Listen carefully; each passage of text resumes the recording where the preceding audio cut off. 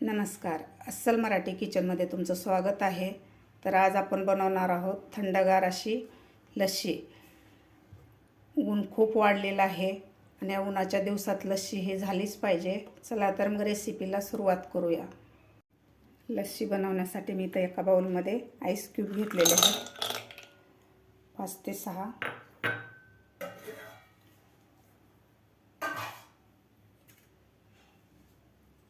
आता इथं मी घरी लावलेलं दही घेतलेलं आहे. तुम्ही बघू शकता एकदम असं घट्ट दही झालेलं आहे आणि चवीला सुद्धा अप्रतिम लागतं.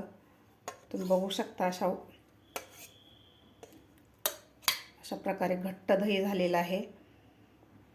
किंवा तुम्ही दुकानात अमूलचं दही मिळतं ते सुद्धा वापरू शकता. आता आपण हे दही घेऊया. मस्त असं अशा वड्या पडतायत असं घट्ट दही झालेलं आहे आपलं घरी बनवलेलं. मी तर 1 कप दही घेतलेला आहे.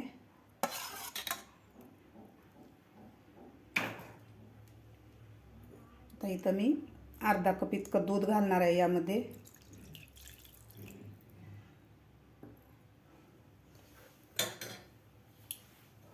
त्यानंतर मी अर्धा कप पिठी साखर घालणार आहे, म्हणजे 4 चमचे पिठी साखर घालणार आहे.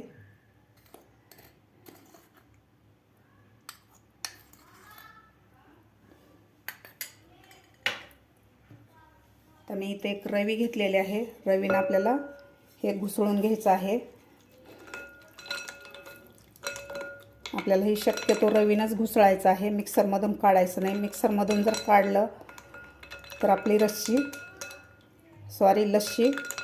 अशी रवाळ लागणार नाही.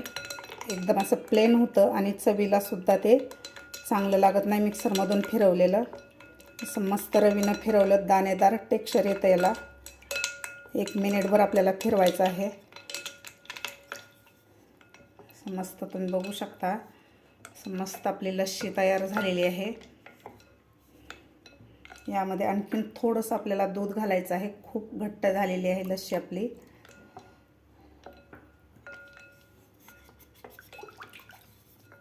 मस्त आपली दाणेदार लस्सी आपली तयार झालेली आहे. आता आपण सर्व करून घेऊया. यामध्ये आणखीन चव जास्त वाढावी म्हणून मी आईस्क्रीम घालणार आहे. यामध्ये आईस्क्रीम घातल्यानंतर लस्सी आपली चवीला अप्रतिम लागते. परत याला एकदा मिक्स करून घेऊया. अशी मस्त आपली लस्सी तयार झालेली आहे.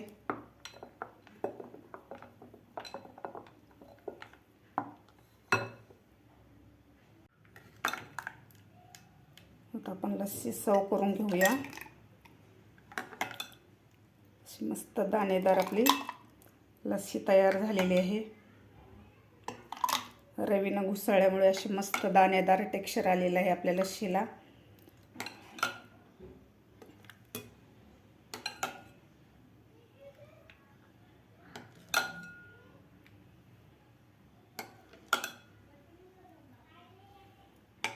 तर यावरून आपण घालणार आहोत मलाई. इथं मी दुधावरची साय फेटून घेतलेली आहे ते घालणार आहे. मस्त आपली मलाई नारकेल लस्सी तयार झालेली आहे. यामध्ये आपण आईस घातलेले आहे त्यामुळे आपली थंडगार अशी लस्सी तयार झालेली आहे. तुम्ही बघू शकता झटपट अशी आपली मलाईदार लस्सी तयार झालेली आहे. गरमी खूप वाढलेली आहे तर तुम्ही सुद्धा अशा प्रकारे नक्की करून प्या. तुम्हाला माझी आजची रेसिपी कशी वाटली नक्की कमेंट करून सांगा. माझा व्हिडिओ आवडल्यास लाईक, शेअर आणि सबस्क्राईब करायला विसरू नका. भेटूया अशाच एका नवीन रेसिपीसोबत. तोपर्यंत मस्त खा आणि स्वस्त रहा.